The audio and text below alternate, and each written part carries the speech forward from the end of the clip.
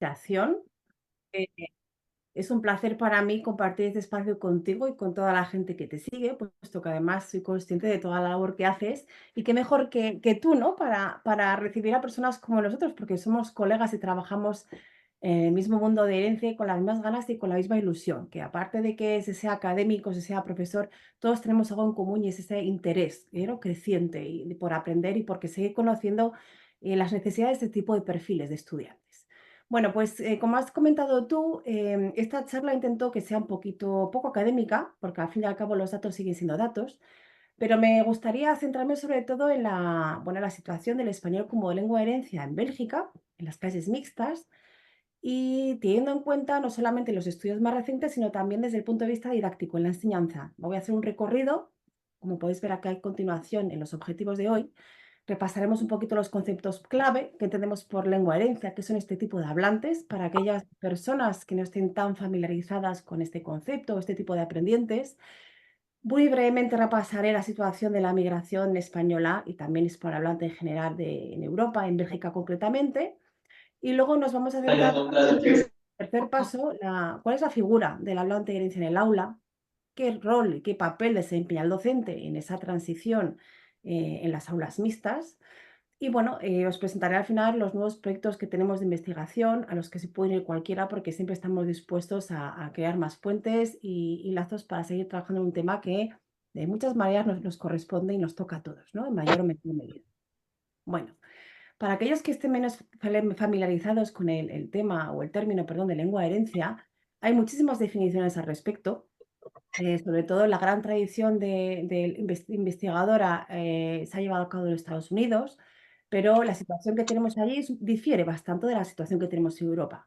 Os dejo aquí, voy a tutearos, por cierto, espero que no os importe, dos definiciones importantes que creo que revelan aspectos que quiero llevar luego de manera posterior a lo largo de mi presentación. La primera es una de Byram, de hace ya bastante tiempo, bueno, bastante no, pero algo de tiempo, donde dice que son aquellos individuos bilingües que han crecido en un ambiente, ¿no? Asimétrico bilingüe, donde hablan en casa, en el ambiente familiar, una lengua, que es la lengua heredada, que es otra diferente a la que se habla en la sociedad, ¿no? Esa lengua dominante de la comunidad en la que viven o en el país en el que viven. Valdés y Ferrer Pérez hablan ofrecen una definición similar.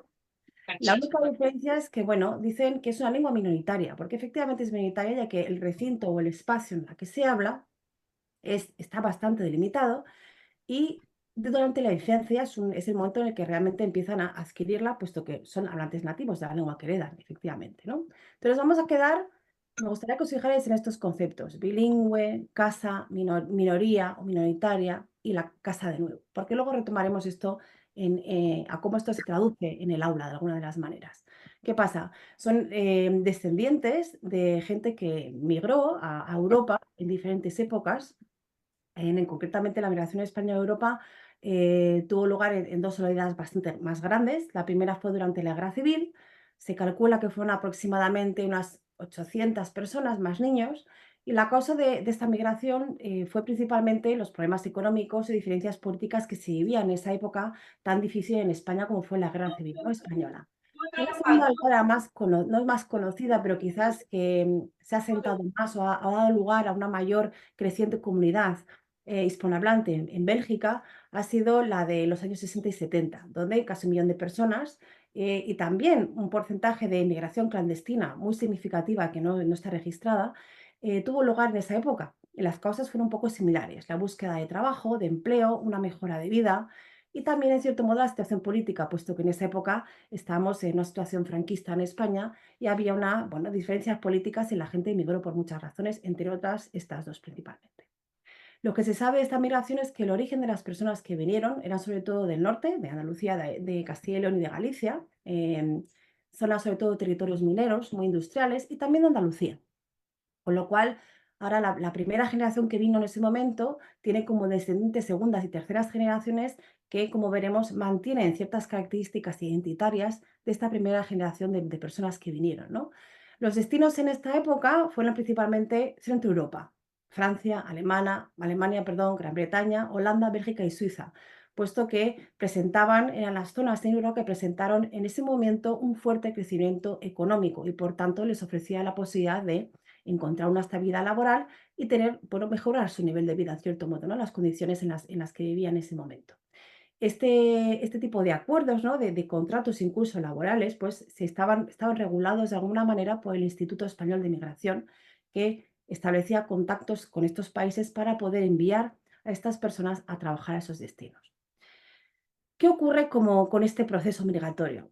Como vemos hoy en día, si nos simplemente metemos en Google, ¿no? Pues españoles en Bruselas o españoles en Bélgica, españoles emigrados a Bruselas, vemos que fue un punto muy importante para un crecimiento de asociacionismo muy importante en Bélgica. Es decir, asociaciones de tipo cultural, comunidades que lo que querían era mantener, ¿no? Este mantenimiento de la identidad, de la cultura que dejaron atrás en su momento, en el que dejaron su país, ¿no? De origen. Si os fijáis, esto fue esa información que he ido recabando en los últimos días. Llama mucho la atención que todo tipo de asociaciones culturales que hay, o incluso peñas, ¿no? La peña es una palabra muy, muy típica, ¿no? De las peñas de andaluzas, donde la gente se congrega para cantar, bailar, mantener su cultura nuevo y estar con gente de su propio país de origen, ¿no? Fijaros también la palabra como sentimiento. Estos son en este caso asociaciones latinoamericanas, pero todas tienen una palabra que me llama mucho la atención, que es sentimiento latino, raíces, huella, necesidad, hogar, ¿no? Como podéis ver aquí. Entonces, me llama mucho la atención que estas asociaciones de tipo cultural, ¿no?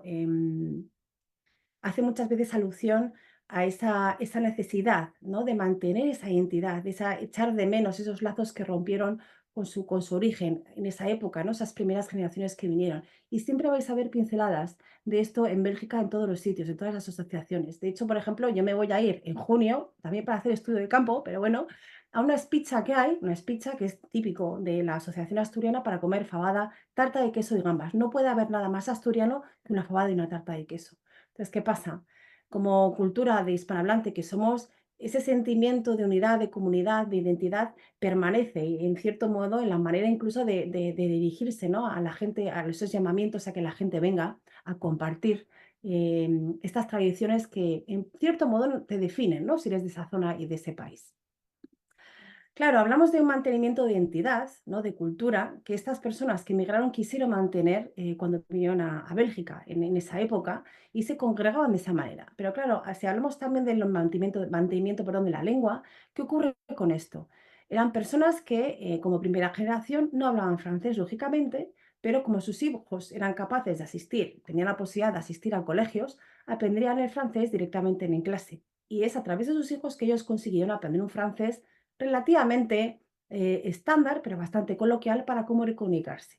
Esa fue una de las grandes ventajas desde el punto de vista lingüístico, pero una de las desventajas es que produjo una desaparición del español en algunos hijos de esos españoles, ¿no? Que vivieron ahí, porque en cierto modo tenían que aprender el francés para poder comunicarse, trabajar y estudiar ahí, pero tuvo la gran desventaja de una desaparición o sí, se desligaron un poquito de esa lengua materna que tenían y que heredaron de sus padres, que fueron los que vinieron como primera generación a Bélgica. La situación demolingüística hoy en día en Europa es bastante diferente. Ahora mismo tenemos no solamente esta gran migración española que vino a Bélgica, sino que ahora mismo los límites son mucho más difusos, ¿no? Los límites geográficos están mucho más abiertos. Vivimos en un continente donde hay entrada y salida, ¿vale? Tanto de comercio como de personas. Por tanto, cuando hablamos del mantenimiento del español como lengua heredada, hablamos también de gente del otro lado del charco, como digo yo, ¿no? Cualquier tipo de persona de Latinoamérica que ha venido a Europa, que ha encontrado su sitio, por las razones que sean, generalmente económicas o profesionales, y han conseguido mantener en cierta medida esta lengua heredada.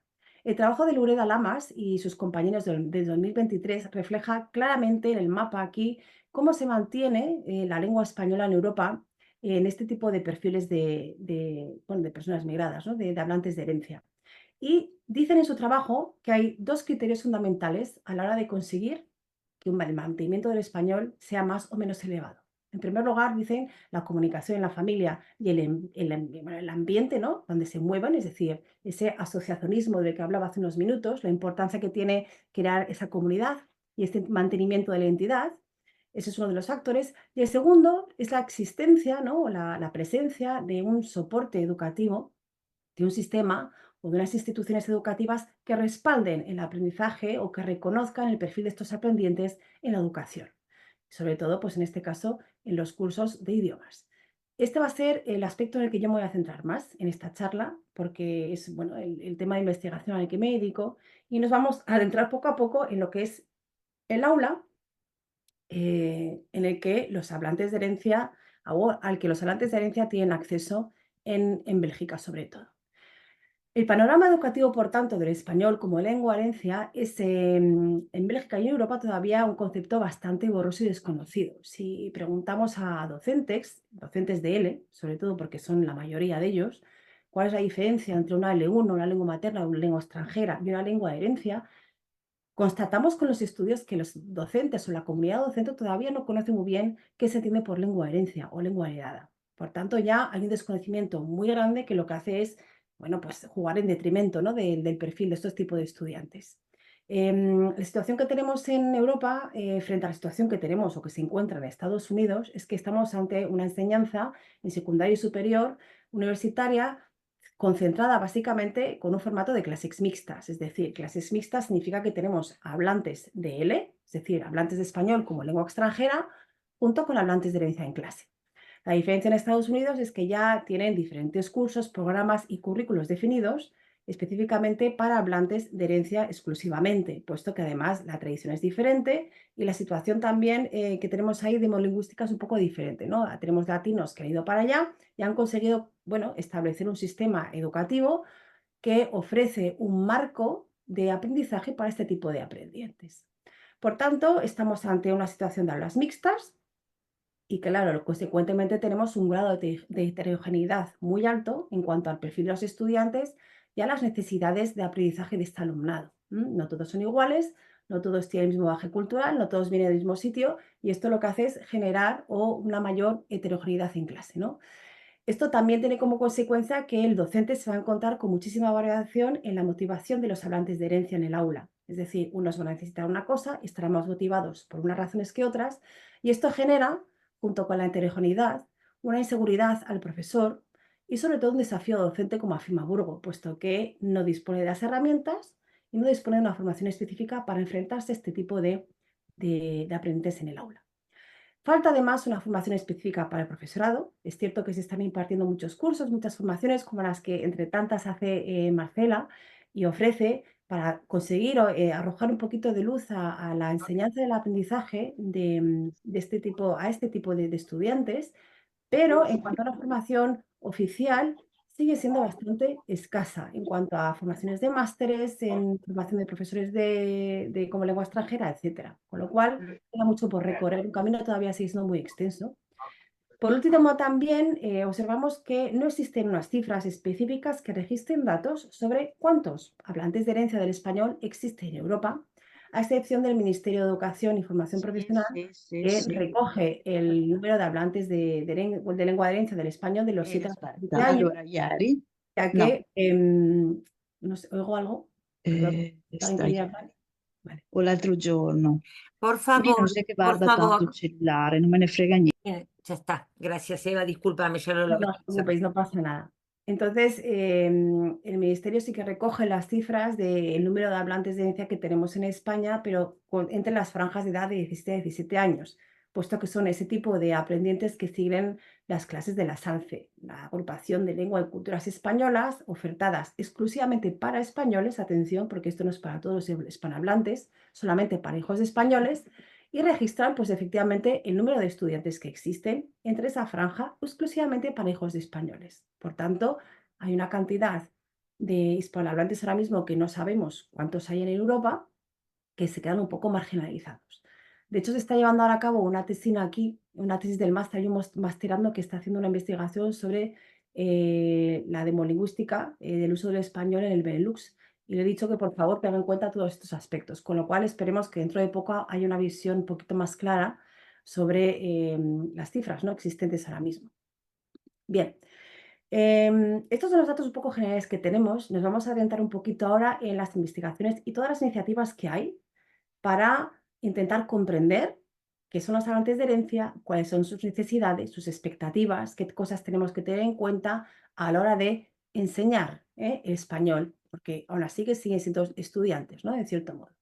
El foco principal de este tipo de investigaciones ha recaído sobre todo en describir la experiencia del profesorado con hablantes de herencia en las clases de él, es decir, conocen este término, reconocen este tipo de estudiantes, cuál es su experiencia, su formación en relación con la enseñanza de hablantes de lengua de herencia, del español. Otro de los aspectos que se tiende a estudiar bastante es analizar en qué medida se implementa una diferenciación en el aula, es decir, se preocupan de diferenciar y dirigir una pedagogía específica en base a las necesidades que tienen esos estudiantes en las clases mixtas y cuál es su valoración, es decir, adaptar las tareas de aprendizaje o su dinámica del aula, sí o no. En tercer lugar, otro de los focos importantes de mi investigación ha sido indagar en las percepciones y creencias que tiene el profesorado de ley sobre los hablantes de herencia, es decir, qué roles asignan en clase, cómo perciben qué son sus necesidades. También, como he dicho a continuación, voy a decir a continuación, conocer las necesidades, las expectativas, los factores emocionales e identitarios que tienen en el aula mixta y exclusivamente en el aula de herencia. Eso es todavía una interrogante que queda por responder. Hay bastantes trabajos realizados, pero también en cada país en Europa la situación es diferente. Y por último, pues bueno, hay bastantes trabajos que se han centrado en estudiar y sobre todo analizar o llevar al aula una pedagogía diferencial en las aulas mixtas. Y por último, también los últimos estudios que estamos viendo mucho últimamente es el translenguaje como enfoque en el aula.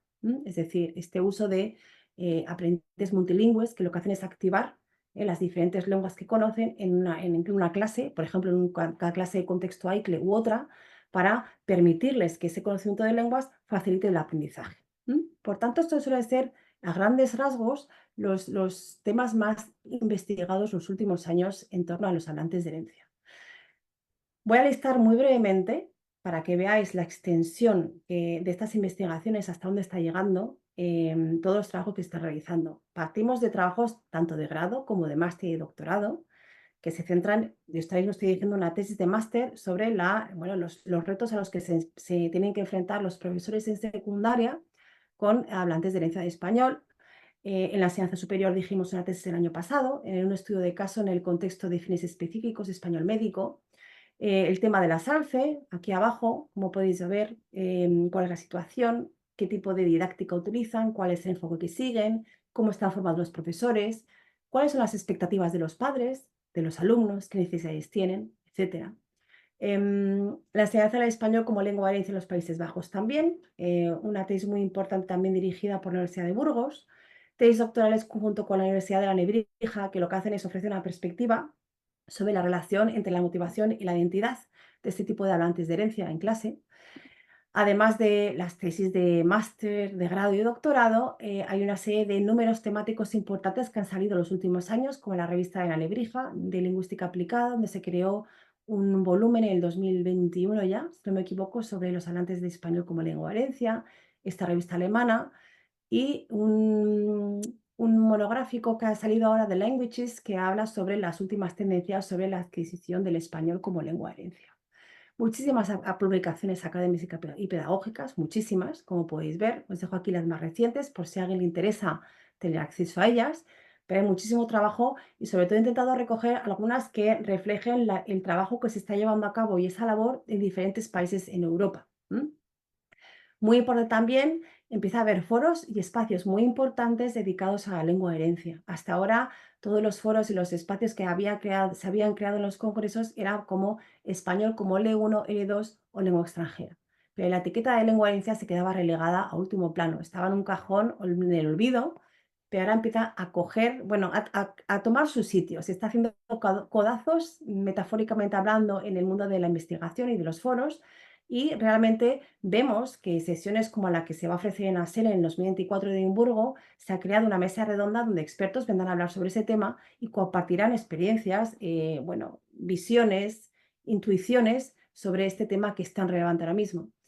Unas jornadas internacionales que se van a llevar a cabo en Lovaina en mayo y bueno, seminarios y jornadas que se han llevado a cabo como en Bruselas en el 2022 o en Gótica, por ejemplo, en el 2021, que también fue uno de los grandes principios que marcaron un espacio exclusivamente definido y dedicado a la lengua de herencia.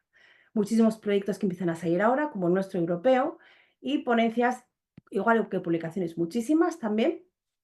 También muy importante, formaciones y dinámicas de aula, como los cursos de verano de la UDIMA o el trabajo que realiza Marcela a través de su página web y su trabajo en Sin Fronteras, que lo que hace es intentar ofrecer, ¿no? Despertar este interés en gente que no solamente sea profesora o sea investigadora, sino que también sea madre o sea una familia que necesite saber cómo gestionar este tipo de educación a nivel de sus hijos, ¿no?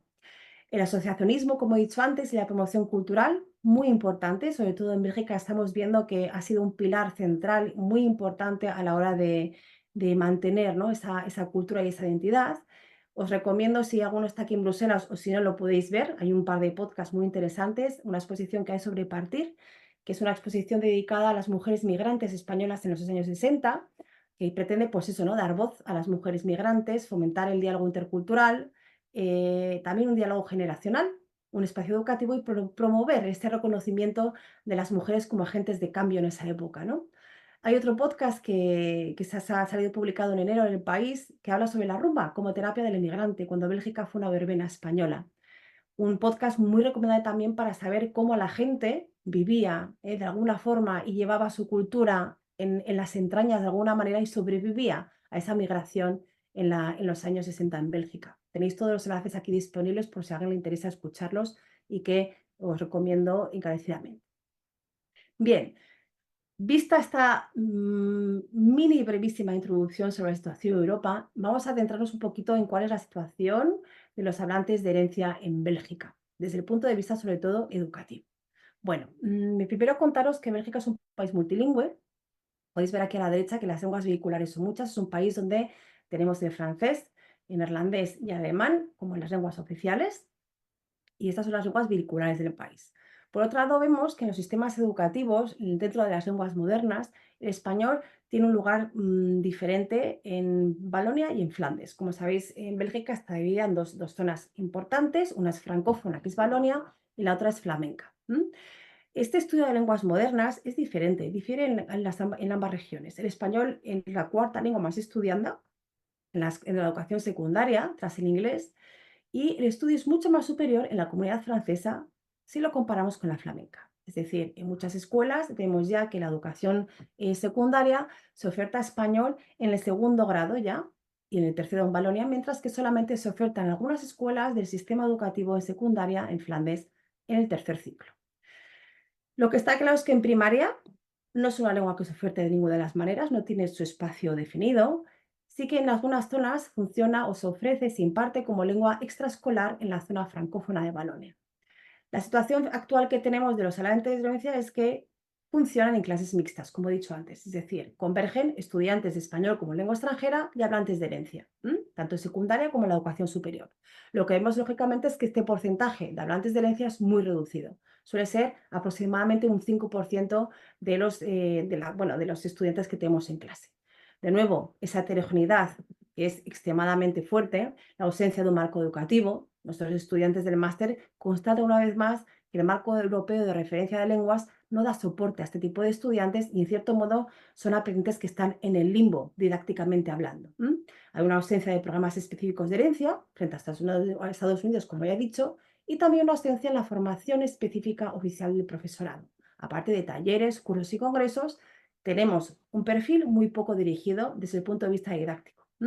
Hay también una limitación de materiales y de métodos extremadamente alta, y de este modo los hablantes de herencia tienen como método en clase un manual que lleva el profesor de L, y esos suelen ser los materiales que utilizan, lo que no suele ser siempre lo más adecuado, puesto que las necesidades son diferentes. Vemos que en algunos centros se dedica una parte del programa a una elaboración propia de materiales, o incluso la SACE lo que hace es ofrecer un material que han elaborado ellos de manera propia y que está muy bien, porque ofrece una serie de contenidos y una pedagogía muy específica, pero si bien es cierto, podría quizás adecuarse más al perfil de herencia que tiene, ¿no? Son aulas que fomentan muchísimo tanto la lengua como la cultura, ¿no?, española, y el valor que tiene es inmenso, pero como en todos los sitios siempre hay puntos de trabajo y no pasa nada por reconocerlo, ¿no? Lo que está claro es que una de las cosas que, o de los aspectos que más vemos que prevalecen es esta ausencia de una enseñanza diferenciada por parte de los docentes. Por todo esto, por no tener un método específico, por no tener una formación específica, básicamente por un desconocimiento, ¿no?, didáctico y pedagógico. En el año 2022 y el 2023 realizamos un estudio sobre cuál era la situación docente en Bélgica en general y en Flandes en concreto. Es decir, nos interesaba analizar desde el punto de vista docente cuáles eran las percepciones y las creencias que tenían los profesores sobre los hablantes de herencia que tenían en clase. Lo constatamos que la formación que tenían casi todos era una formación de L. La mayoría de ellos eran autodidactas o sin formación específica. Si tenían formación específica, muchos no tenían formación universitaria y los otros tenían una formación universitaria de L, el típico máster de L que habían hecho. Les preguntamos también si hacían algo, algún tipo de esfuerzo para conocer las características y las necesidades de estos hablantes de herencia y casi todos nos reconocieron que no hacían nada prácticamente o hacían muy poquito porque no sabían tampoco qué hacer. ¿Cómo reconocen a estos hablantes de herencia? Pues lo reconocen porque, lógicamente, se llaman Jennifer González Blanco. Esos apellidos, cuando pasas lista, te llaman la atención como profesora de español.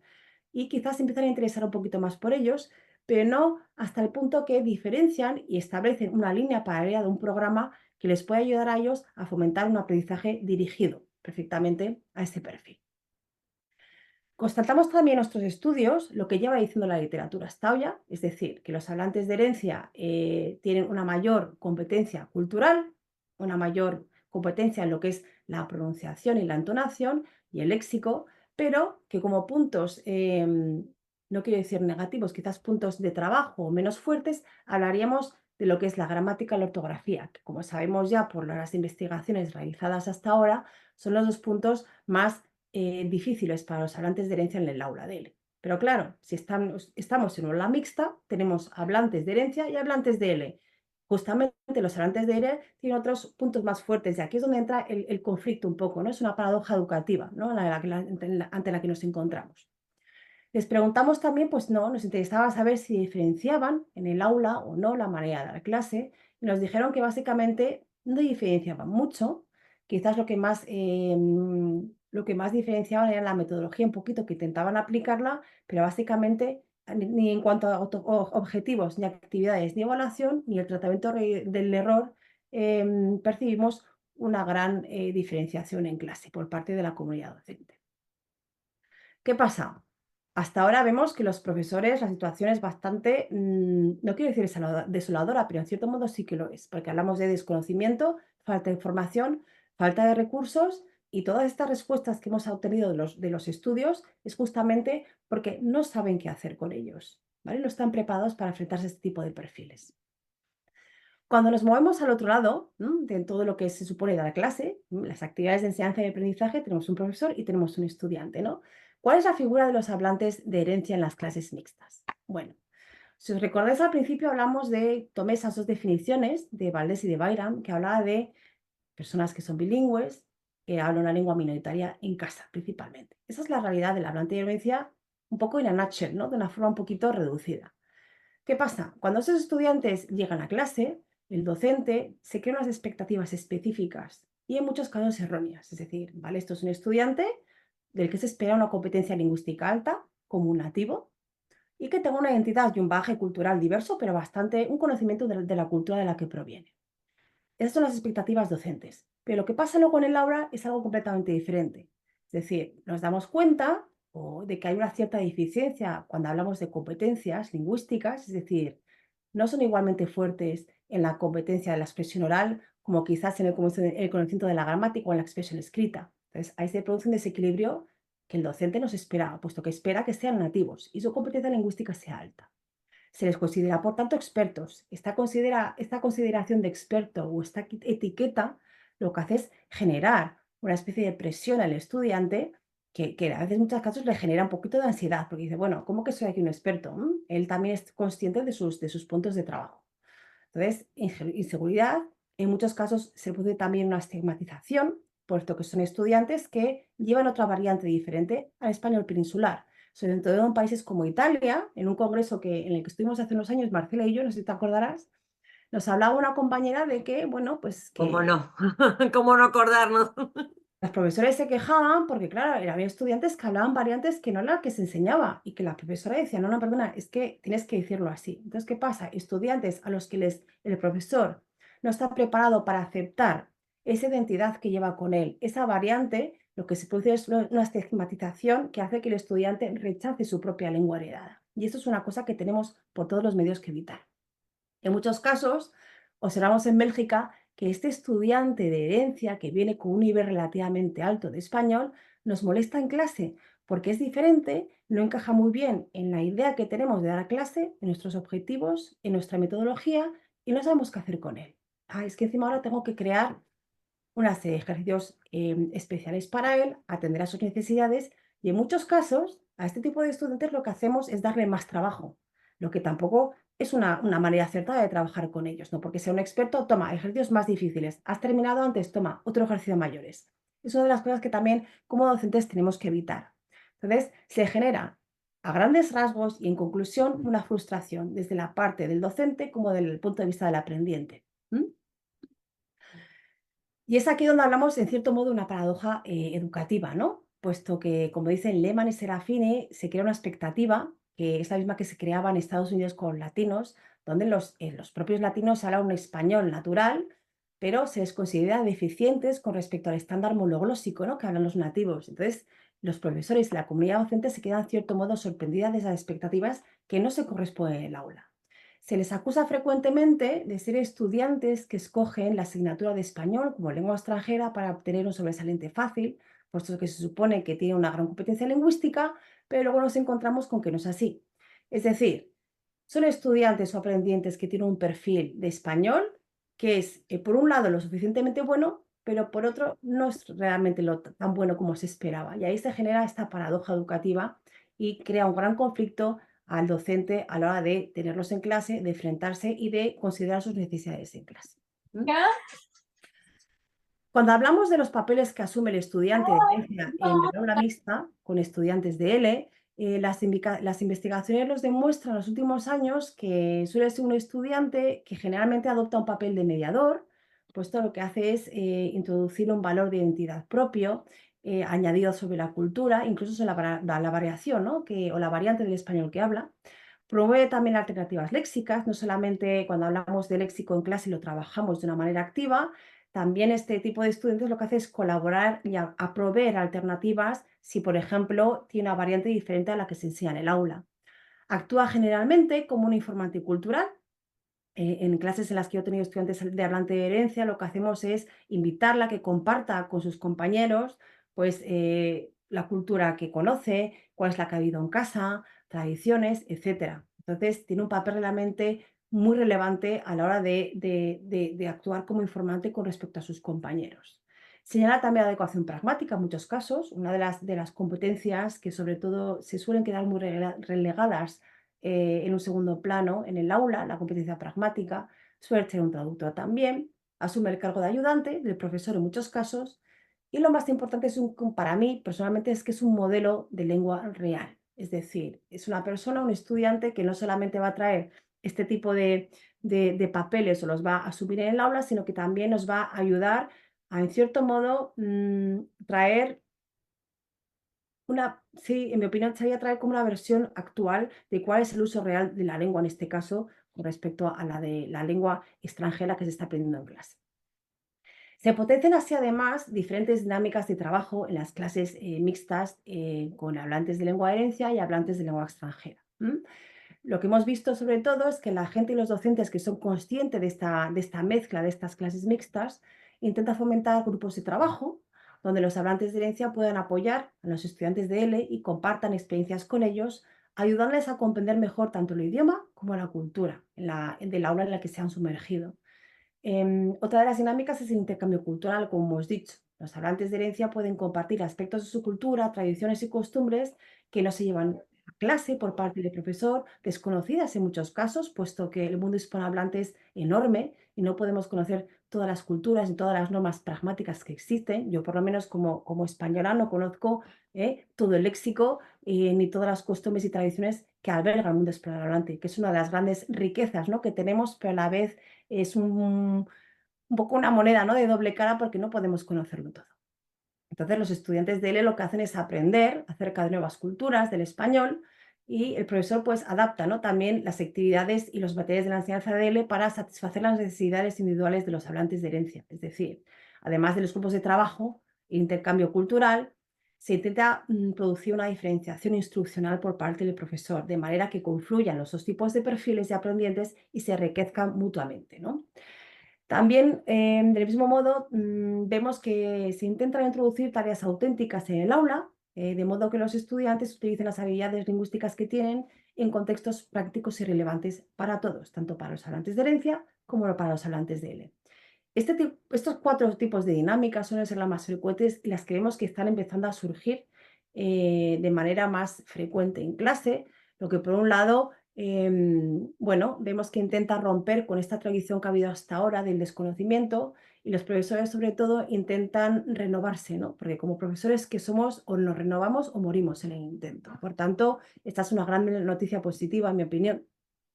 Y en definitiva, lo que queremos hacer es transformar hablantes nativos deficientes, que hasta ahora se han considerado deficientes porque la expectativa era mayor, en agentes multicompetentes en el aula, ¿no? Esa es una visión muy importante que creo que tenemos que cambiar el foco de cómo se les ve. Son nativos, es cierto, son hablantes bilingües, pero no son deficientes, simplemente son diferentes. No podemos medir a un hablante de herencia con el mismo patrón que un estudiante de lengua extranjera. No un estudiante de lengua extranjera que tenga un C1 o un C2, la competencia es diferente, no podemos comparar manzanas con peras, simplemente son agentes multicompetentes que tienen una competencia lingüística alta, pero tienen unas ciertas deficiencias porque el aprendizaje y el entorno en el que han aprendido esa lengua es diferente a los estudiantes de lengua de herencia. Los horizontes que tenemos en el futuro, o cómo se plantean las perspectivas de futuro, bueno, yo diría que auguran un buen panorama, visto que hay muchísimas iniciativas que se estén llevando a cabo por el momento, como las que os he mencionado, pero sobre todo a nivel europeo, muchísimos países. Alemania y Suiza son 2 países que están realmente muy involucrados en la investigación y en la enseñanza de lengua de herencia, y muy preocupados por cómo el sistema educativo intenta dar lugar a este tipo de aprendientes. Pero los nuevos horizontes, a mí me gustaría intentar, pues, como definirlos o enfocarlos en 2 tipos de 2 maneras. Lo más importante para mí es la formación docente en este caso, y la visibilidad.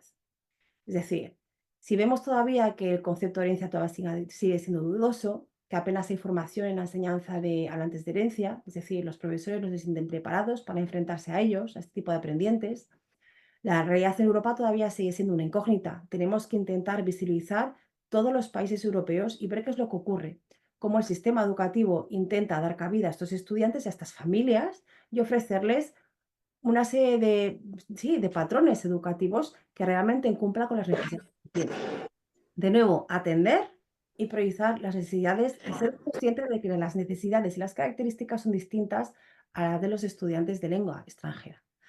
Entender también la sobrecarga de trabajo que tiene el hablante de herencia. Entender que no es un elemento que molesta al profesor, no están ahí para molestarnos, sino que simplemente tenemos que aprender a ofrecer una visión diferente de nuestras clases, adaptarnos a ese entorno, que no nos lo impone él, pero sí que tenemos que ser conscientes de que no es un elemento que molesta, sino que tiene otras características, necesidades. Y también, en este caso, vinculado a esto que acabo de decir, la necesidad de diferenciar en el aula. Hay muy poca enseñanza que esté siendo diferenciada, y sin esta visión va a ser imposible enmarcarlos, ¿no?, y darles cabida y acogerlos en nuestras clases. Gracias a Dios, como hemos dicho hasta ahora, los congresos, las jornadas y las monografías están desarrollando un papel muy importante, y ya tenemos secciones temáticas dedicadas a la lengua de herencia. Y el proyecto que mencionaba antes Marcela, sobre el Teacher Education for a Future in Flux, lo que queremos hacer es trabajar en el grupo de trabajo, el número 5, justamente en esto, en cómo los docentes y los profesores se enfrentan a los hablantes de herencia en clase, si lo reconocen, qué necesitan, y vamos a generar módulos de aprendizaje para ofrecerles y formar a profesores en Europa que se encuentren en esta situación, puesto que son muchos. La realidad es existente y es la que hay. Así que yo creo que ahora mismo, por el momento, las tentativas son muchas y son muy importantes. Y además, me gustaría pediros que colaborarais para seguir indagando en cuál es la realidad europea en un cuestionario que os dejo aquí a continuación, que lo que está es básicamente dirigido a profesores, sobre todo, que nos digan cuáles son las necesidades, los obstáculos con los que se encuentran, quién tiene ellos para hablantes de herencia, cuántos tienen en clase, cómo funciona en su país, qué tipo de didáctica siguen, qué tipo de metodología activan en clase, etcétera, etcétera. Por tanto, a cualquier profesor que esté aquí hoy presente, que quiera participar a la hora de dar visibilidad y ayudarnos con este tema, por favor, adelante y compartid bueno, este cuestionario sobre el español como lengua de herencia, que seguramente sea una gran contribución para que podamos seguir investigando en este tema desde el punto de vista del profesorado, sobre todo. También me gustaría invitaros a un evento que tiene lugar en mayo, el 17 y 18 de mayo de este año. Son unas jornadas internacionales donde vamos a hablar sobre el español como lengua de herencia y el multilingüismo en Europa. Lo importante de estas jornadas, en las que también, por cierto, va a estar Marcela presentando un taller muy importante y también va a ser parte de un conversatorio, de una mesa redonda, es que no solamente son jornadas dedicadas a la investigación, y no son bueno, estratégicamente ni únicamente son académicas, sino que hemos intentado cubrir necesidades de todo tipo, tanto necesidades docentes, queremos que haya un espacio para profesores de información, aquellos con experiencia que quieran hablarnos de la pedagogía diferencial, pero también, por último, el sábado va a tener lugar un conversatorio donde queremos dar la bienvenida a todos los padres y familias que tengan hijos de herencia, de la primera, la segunda, de la tercera generación, las abuelas, que venga todo el mundo para poder justamente crear un entorno y un espacio de discusión donde el discurso social y familiar cobre esa importancia que tiene, ¿no? Además, fuera de las aulas y todo lo que es el entorno educativo, ya que al fin y al cabo, como hemos dicho al principio, dos de los criterios que ayudan a este mantenimiento de la lengua heredada son, por un lado, la familia, el entorno en el que se mueve esa familia, el asociacionismo, y por otro, lógicamente, son las aulas, los sistemas educativos, las instituciones que valoran y dan cabida a este tipo de aprendientes con esas necesidades específicas y este perfil, ¿no? Que todavía necesita ser colocado de alguna manera, puesto que en cierto modo lo que hace es estar un poco en el limbo todavía, ¿no? ¿Y qué más? Pues poco más. Hasta aquí, Marcela, mi charla. He ido un poquito más rápido de lo normal porque quería dejar un poco de espacio para que la gente tuviera preguntas, comentarios, sugerencias, por favor, por supuesto. Y bueno, agradeceros ya de antemano la atención, la paciencia y bueno, espero que si tenéis alguna pregunta la lancéis, tengáis toda la libertad para plantearla y que si os interesa alguna de las cosas que os he traído hoy, pues que Marcela las comparta con vosotros, que estaré encantada de hacerlo. Muchísimas gracias. Muchísimas gracias, Eva. Impecable. Derechito, en clásico y claro y muy... lo que quieras compartir, Eva, ningún problema. Cuando subamos el webinario al sitio web se puede agregar los enlaces, la bibliografía que decidan compartir y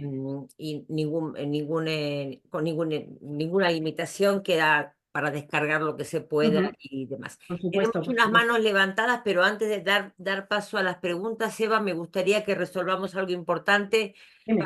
para tener presente todos. En las jornadas de mayo, Sí. gente que no puede asistir en forma presencial, ¿cómo es la disponibilidad de streaming? ¿Cómo lo están organizando, Eva? Pues sí, ahora mismo son jornadas presenciales, pero todas las conferencias plenarias y el conversatorio, la parte más social del tema de lengua de herencia, va a ser, sí, se va a hacer por streaming, con lo cual la gente que esté en otros países y que no pueda asistir tiene la opción de matricularse y de inscribirse con videoconferencia. Y va a haber grabaciones también de esas conferencias, pero por eso es importante que la gente se inscriba y que marque la sección de video streaming o de videoconferencia, creo que está puesta. Está bien. ¿Te parece que querés dejar de compartir, Eva? Así podemos ver las Vale. personas que quieren levantar la mano y eso, y nos... veo una mano levantada, creo que es de María Belén. María Belén, ¿quieres preguntar? ¿Quieres Sí, abrir el hola, buenas micrófono? tardes. Felicidades, Eva. Yo también soy de León, soy leonesa, vivo en Roma ¡Jope! y soy Bien. profesora. Soy profesora Me también de gustó. español. Sí. ¿Profesora de español? Sí, aquí en un liceo lingüístico en Roma, en el centro. Ah, en Roma, muy bien. Sí, ¿Como lengua sí. extranjera o, bueno, cuéntame tú? Lengua extranjera, sí. Es un liceo lingüístico que estudian francés, inglés y español. Sí. La segunda lengua es español. Ujú. Y yo, bueno, pues sí, en mis aulas, en mis clases, tengo muchísimos alumnos que son de origen hispano Ujú. y noto y veo y a veces tengo que enfrentarme a estas situaciones un poco difíciles porque no es tanta la presión de los compañeros, que realmente, bueno, pues está, para ellos resulta una novedad y un protagonismo que aceptan, incluso una colaboración muy bonita. El problema es que estos problemas que tienen los alumnos de herencia, con un español que efectivamente apenas, no es que no lo hable mucho en casa, pero hay una contaminación lingüística. Yo les digo que Importante. hablan un italoño a veces, ¿no? Mezclan muchísimo italiano y español. Y después, efectivamente, la parte de cultura, de entonación, de léxico, fantástico, pero a nivel gramatical tiene muchísimos errores y las notas bajan mucho. Y tengo la presión de los padres, que los padres, claro, es lengua nativa, esta nota no corresponde a sus conocimientos y claro, yo con los exámenes en mano les presento un poco la dificultad. Este para mí es el gran problema que tengo un poco que resolver, porque por lo que respecta a el resto de los alumnos no hay ningún problema, porque son clases multiétnicas, tengo de todas las nacionalidades. Domina la cultura española de Claro. origen hispano, pero por el frente no, es más con los padres. ¿Qué me recomiendas? La gran pregunta del millón, claro, porque imagino que tú das clases en primaria. No, es secundaria. No, no. Secundaria, fíjate, en secundaria, vale. Yo creo que primero, como profesora, como docente, debes hacerte una autocrítica, ¿no? Y una autorreflexión para ver cómo tú consideras esos hablantes de herencia o sea, encajan en tu planteamiento de clase tal cual para estudiantes de lengua extranjera, o tienes una línea paralela, un programa paralelo donde los hablantes de herencia tienen su sitio. No, porque ese es uno de los grandes problemas. Los profesores queremos que estos estudiantes se asienten, saquen el mismo tipo de notas o presten, ¿no? De la misma manera que los estudiantes de lengua extranjera, pero no podemos exigirles lo mismo porque son estudiantes con otras necesidades. Como bien has dicho y como sabemos hasta ahora, son estudiantes con una expresión oral muy fuerte, una gran pronunciación y un léxico muy rico. El gran problema son la gramática y la expresión escrita. Esas son las dos competencias y los más problemáticos. Pero claro, yo creo que pretender que la evaluación no esté, no diferencias ni la evaluación ni los objetivos ni la metodología es lo que te va a generar el problema. A pesar de que los padres quieran preguntarte por qué mi hijo saca esta nota, lógicamente, si estás evaluando, utilizas la misma metodología, objetivos y material para todos los estudiantes, ahí los resultados que vas a tener son diferentes, puesto que las necesidades son diferentes. El punto de partida es diferente. En mi opinión, yo te recomendaría que diferenciaras metodológicamente hablando en cuanto a materiales, actividades y integrar estas dinámicas de aula en las que hemos hablado para facilitar efectivamente que esa evaluación evalúe los conocimientos, las competencias y las destrezas de cada uno en la manera justa, porque tú no puedes evaluar a un estudiante de herencia, en mi opinión, igual que a un estudiante de lengua extranjera. Ese es el gran problema. El recorrido y el aprendizaje del proceso va a ser muy diferente que al uno de herencia. Entonces, claro, pretender que no tengan los mismos resultados es diferente. Es como cuando hay un chiste y una viñeta que utilizo yo mucho en mis seminarios cuando hablo de evaluación en el máster educativo, y es que está un profesor que le dice al elefante, a la rana y al pájaro y al mono que todos tienen que escalar el árbol de la misma manera. El que antes llegue tiene mejor nota. No le puedes pedir mismo a un elefante que a un mono, que a una jirafa, que a una rana. Exactamente es lo mismo. Es una metáfora para que aumentemos el grado de conciencia en los profesores. Te van a sacar peores notas y los padres van a empezar a quejarse justamente porque estás elaborando una serie de dinámicas en clase que están dirigidas o están pensadas para estudiantes de lengua extranjera. Entonces, Es que me creo que exigen más a mí que soy repensar la española que a manera de mis hacerlo. compañeros italianos. El problema es ese, que a mí soy un punto de mira, porque dice, tú como española no tienes, o sea, no comprendes, no tendrías que tener una compasión en una palabra. En cambio, mis compañeros que son italianos, pues no tienen la misma situación con respecto a los padres. Sí, Ujú. voy a formarme, voy a prepararme bien porque me has abierto un mundo Hay y muchos trabajos sobre eso. De hecho, en la presentación hay un artículo que han escrito Marta y Chris con Enclave de L que justamente habla sobre eso, dinámicas de aula para esto. Y yo creo que también, Marcela, que hay muchísimos trabajos sobre esto. Esos Ujú. artículos de los que he mencionado, sobre todo la parte de pedagogía y didáctica, es que el capítulo no lo tengo. No lo tengo Mm, aquí a mano, pero creo que está mencionado para que veas cómo puede enfrentarse uno a las aulas mixtas. Hay muchísimos trabajos, los últimos 2 o 3 años, muchísimos no. Hay algunos trabajos, voy a parafrasear, no es que haya muchos, hay algunos que te van a ayudar bastante, pero yo creo que si la manera en la que tú cambias, si diferencias en cuanto a la metodología, los objetivos, los materiales, lógicamente adaptas el examen, las metodologías a las necesidades y los resultados van a ser seguramente mejores. Estoy pues convencida. sí, lo necesito para su bienestar y para que yo pueda... Efectivamente, tu bienestar, involucras de otra manera, darles ese papel de agente que tienen en clase sin que se sientan presionados. Yo creo que hay muchas maneras de evaluar, por ejemplo, una tarea gramatical para un estudiante de ELEC o para uno de herencia. ¿Cuál es la Sí, prioridad con ese ejercicio? ¿Que aprenda la gramática? Es que creo que, por eso te digo que a veces a mí me pasa igual, ¿eh? Me pasó el año pasado, no, hace dos. Tuve dos estudiantes de herencia en español médico para fines específicos y el programa era para estudiantes de lengua extranjera. Lo que hicimos es crear una línea paralela de trabajo para ellos, con ujú, ejercicios más interesantes, pero claro, eran más complicados. Y al final nos dijeron que querían volverse al programa oficial con ciertas ujú, participaciones diferenciadas, como por ejemplo los ejercicios de gramática estaban enmarcados en una actividad un poquito más abierta, más compleja, de mayor reflexión, pero eran el mismo, eran los tiempos del pasado, por ejemplo, solo que los trabajaban de otra manera. Y luego los ujú. compartían ellos en clase. Entonces nos ayudó mucho a tenerlos interesados, motivados, que aprendieran y reconocieron que al final de curso han aprendido muchísimas cosas, muchas más Sí, de las que se esperaban. Entonces sí, sí, hay que reinventarse, te lo sí, digo ya, y es muy difícil, ¿eh? Te lo digo en to- serio. O sea, no es nada fácil, pero ahora mismo es uno de los grandes retos a los que nos enfrentamos los profesores. ujú. De acuerdo, gracias de nuevo.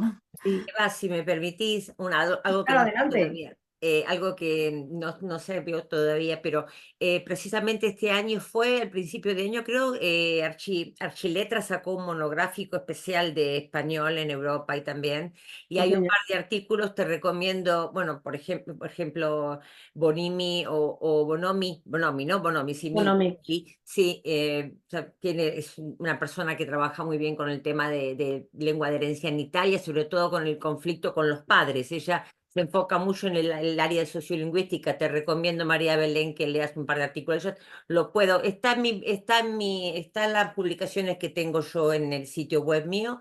Y bueno, si todo está bien, tendremos a fin de año un monográfico sobre trabajos que hemos realizado en Italia de investigación, precisamente por el tema de la lengua de herencia, por el conflicto sobre todo con argentinos, venezolanos, por la lengua de contacto y que quieren pasar transparente. Los padres quieren que no sepan que son inmigrantes latinoamericanos, tanto como el para gran poder... problema. Ahí es donde se produce la estigmatización. exactamente, Y exactamente. siempre ocurre con los latinos, o sea, los latinoamericanos, nunca ocurre con los No españoles. con no con los españoles, no. Efectivamente. Es un tema muy serio. Así que bueno, hay un par de preguntas en el chat que me gustaría leerte, Eva. Anais nos dice, al principio has dicho que hay una diferencia entre cómo se trata la lengua de herencia en Estados Unidos y Ujú. versus Europa, pero no he apreciado mucha diferencia. En ambos los estudiantes se sienten estigmatizados. Pensaba que en Europa hablar español estaba mejor visto que en algunos estados de Estados Unidos. ¿Qué te gustaría comentar sobre esto? Bueno, cuando yo me refiero a qué diferencias es que las investigaciones que se han llevado a cabo, la situación es diferente, mientras que ahora mismo allí a nivel curricular hay cursos especializados y clases solamente de lengua de herencia, aquí en las aulas nos encontramos con clases mixtas y repito, suele haber un 5-10% de estudiantes de herencia, con lo cual en lo que es a la dinámica de clase y de aula va a ser muy diferente. Esa estigmatización sí que persiste efectivamente en Estados Unidos también, porque encima piensa que en los latinos lo que ocurría es que iban a Europa, perdón, a Estados Unidos para mejorar, clase social más complicada, dificultades de vida, y claro, esa sensación lógicamente de estigmatización sí que se ha ocurrido un poco de manera similar, ¿no? Porque no se les reconocía, no se les le valoraba, y de hecho muchos de ellos, al igual que en Italia, lo que hacen es no hablar sobre lengua heredada, reniegan un poquito de ella. Claro. Y es uno de los grandes problemas, ¿verdad, Marcela? Sí, Que sí, bueno, sí,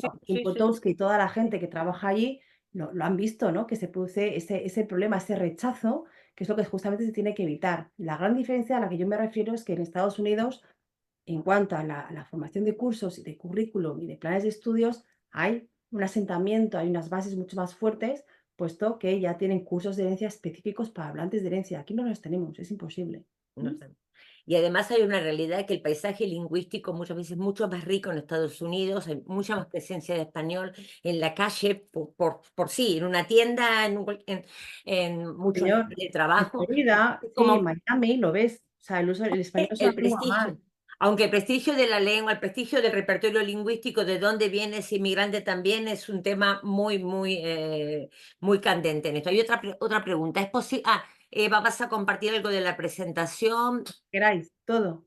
No hay Por problema, cierto, que bueno. sepáis que en la presentación hay enlaces a artículos y a los podcasts que lo tengáis solamente directamente que escucháis, que son buenísimos. Es una riqueza que a mí se me ponen, por ejemplo, los pelos de punta cuando lo oigo. O sea, son cosas que yo, como persona que estoy aquí, que soy la primera generación y que mis hijos hablan español y hablan flamenco, y claro, ya te toca la parte personal. Ves muchas cosas reflejadas en ti como persona que se ha venido y en tus hijos, las competencias lingüísticas, las carencias que tienen, esa necesidad de mantenimiento de lengua, de identidad y de cultura, que yo me empeño en decírselo. Y bueno, pues es seguir ofreciéndoles un espacio en el que ellos puedan seguir creciendo y que no una identidad sea mayor que otra, eso que sepa que tienen dos o las que quieran tener, pero eso es lo más importante, ¿no? Dar cabida a todas porque es quienes son en cierto modo y el sistema ahora mismo educativo en Europa todavía no sabe muy bien cómo valorarlos, cómo darle su sitio. Y es una de las grandes cuestiones que nos estamos planteando y por la que los profesores se encuentran con tantos obstáculos, tantos problemas, tantas incógnitas todavía sin resolver. Pero no os preocupéis porque estamos en ello y estamos Entonces, intentando comparar países, pero no nos damos abasto a investigar todo lo que hay. O sea, es que es prácticamente imposible. Todas las facetas que hay ahora mismo y todos los aspectos que tenemos que considerar. Hemos creado un grupo de investigación, Marcela, lo presentaremos en mayo y ahí estamos intentando cubrir todo lo que podemos, pero claro, no nos damos abasto. con respecto a los podcasts, podemos comentar, por ejemplo, Eva, que a mí en Alemania me gusta mucho trabajar con lo que hace Cosmos, que si bien no tiene la misma idea de que habla de la antigua, digamos, de la inmigración de los años 50, también presenta cosas muy interesantes y hace como un abanico de nacionalidades ahí que presenta diferentes aspectos, gente de arte, gente de música, y me parece muy interesante, bueno, como radio ambulante para Estados Unidos, que también es un Y referente. también lo tenemos Radio Alma, y lo que hacen es llamar a personas hispanohablantes de arte, de cultura, de todo, y lo que hacen es eso, ¿no? Intentar pues hacer programas de radio en español para que la gente interesada. No os imaginéis la cantidad el asociacionismo en Bélgica es brutal. Ujú. Tampoco hay una cosa bueno, Asturias, Andalucía, muchísimo, actividades culturales, de arte, para jubilados. Es que hay una cantidad de cosas. Bueno, a veces me voy a Bruselas a hacer trabajo de campo para saber lo que hay, porque es que tampoco entre las clases, la vida, la investigación, no nos da tiempo a saber todo lo que hay. No os lo podéis ni imaginar. Y has Entonces, comentado algo muy interesante que es la posición de las mujeres, porque Latinas Unidas en Latinas en Alemania, Latinas en Suiza, lo ves, sí. realmente hacen trabajos muy interesantes y donde la práctica, la comunidad es ahí el punto fuerte para mantener y dar visibilidad. Es Yo te muy quisiera hacer importante. una pregunta, soy muy egoísta. Claro. Hablaste del secundario, hablaste de a las profesores acá como Belén comentó, los padres. A mí me parece maravilloso, María Belén, que los padres se preocupen, porque si los padres no se preocupan, tenemos un ¿Qué se punto va a mucho preocupar? más difícil para resolver que la escuela o que la política lingüística del país. Eh, a mí me gustaría, Eva, que reforzáramos eso también de que no esperemos al secundario para que los chicos mantengan la lengua de herencia, que empecemos de pequeños, aunque sea con poquito, Eva. Desde luego, por eso está el papel de las ACES tan importante. Ahora mismo tiene una función y un papel maravilloso para tener niños de 7 años. Entonces, claro, es un sistema no reglado que para hijos de españoles solamente, porque claro, si hablamos de hispanohablantes, las ACES lo permite o da cabida a los hijos de los españoles, pero los hispanohablantes son muchísimos otros países. Y ahí esa gente nos pregunta todos los años. Eva, en el alce digo, es que tiene que ser un hijo descendiente de un español. Entonces, claro, no tiene este tipo de asociaciones ni de aulas, ni en Ecuador, ni en México, ni en Argentina, no existen, no existen. Entonces, ¿qué pasa? Estoy completamente de acuerdo contigo, Marcela. Lo que pasa es que, por ejemplo, en Bélgica la situación del español a nivel de primaria no hay nada. Hay algo extraescolar o no reglado como las hace. Es la única opción ahora mismo que existe, además de actividades culturales, la familia y este entorno de promoción de cultura, lengua e identidad. Desde luego que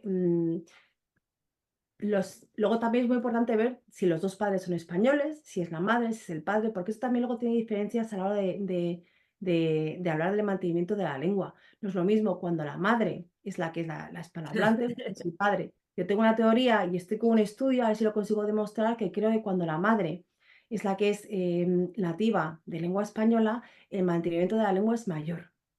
Mientras cuando es el padre, no. Cuando son los dos, lógicamente, creo que también suele ser, puesto que lógicamente el hablar español en casa hay un doble refuerzo, por decirlo de alguna manera, frente a la lengua mayoritaria en la sociedad, pero creo que el papel de la madre, el papel de la abuela, mi madre cuando viene a mi casa, me dije, yo tengo 3 hijos, mi hija Valeria habla español con mi madre y conmigo no le da la gana y lo habla cuando quiere algo. Es decir, esa figura materna, ese matriarcado, es lo que en mi opinión hace que en muchos casos, me puedo equivocar, os digo que es una hipótesis que todavía estoy trabajando, pero me da a mí que va a ser una de las grandes claves para el mantenimiento de la lengua heredada. Sí, porque no hablamos solo de aulas mixtas, hablamos de familias mixtas. Y Claro, ahí claro. realmente Luego, es un punto. Bueno, efectivamente, los perfiles son diversos de esos hablantes de herencia. Van a ser familias mixtas, van a ser familias complejas, bueno, con una comunidad más fuerte de refuerzo, un ambiente y un entorno mucho más amplio. Es decir, varía muchísimo los perfiles de los hablantes de herencia en Bélgica.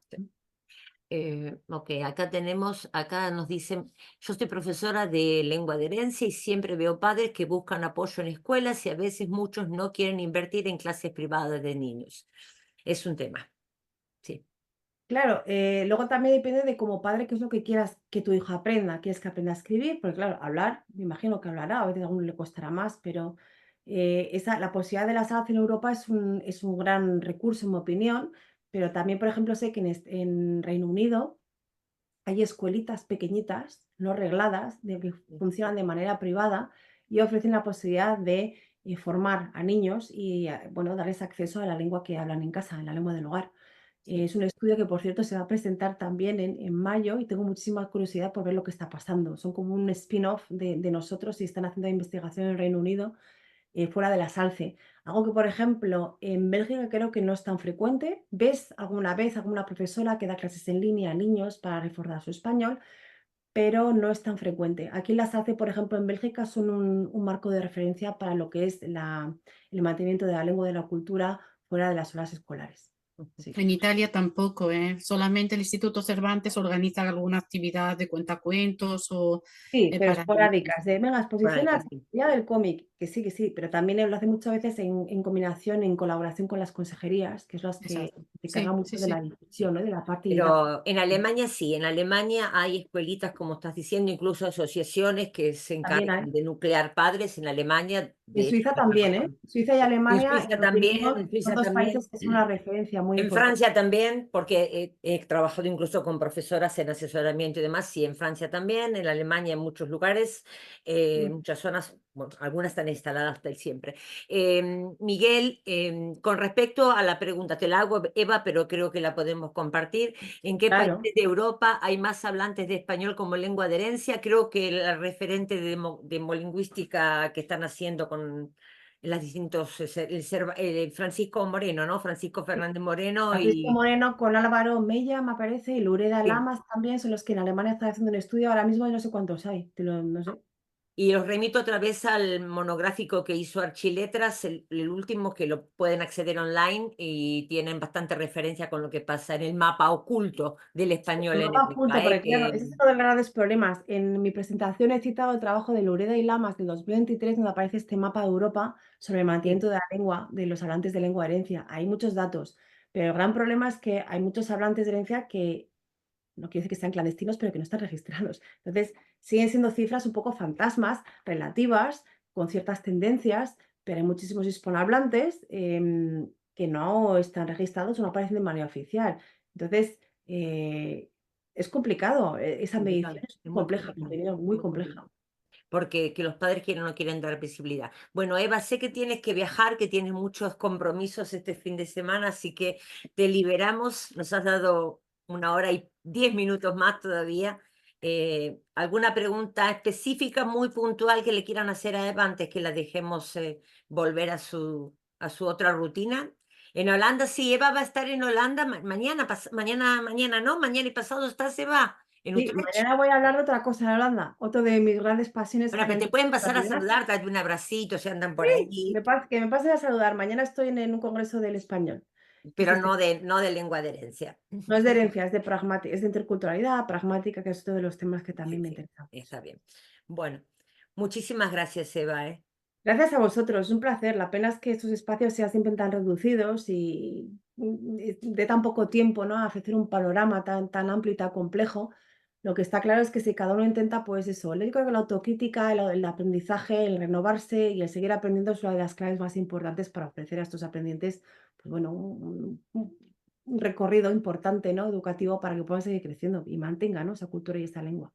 Pero bueno, muchas gracias, Marcela, también a ti por la labor, por todo el trabajo que haces, que es maravilloso, y toda la gente interesada. Así que bueno, nos veremos en cualquier red, en cualquier sitio y seguimos en contacto, desde luego. Muchas Y gracias. bueno, y el que quiera, por favor, Eva, que participe en ese cuestionario para dar visibilidad y para que Desde podamos luego. realmente crear cosas que sirvan, crear materiales que sirvan, Exactamente. crear vías que sirvan para todos, que no queden transparentes, las personas ni los profesores, por supuesto. Efectivamente. Lo Sí. más importante son las personas, así que trabajamos por y para ellos, sí.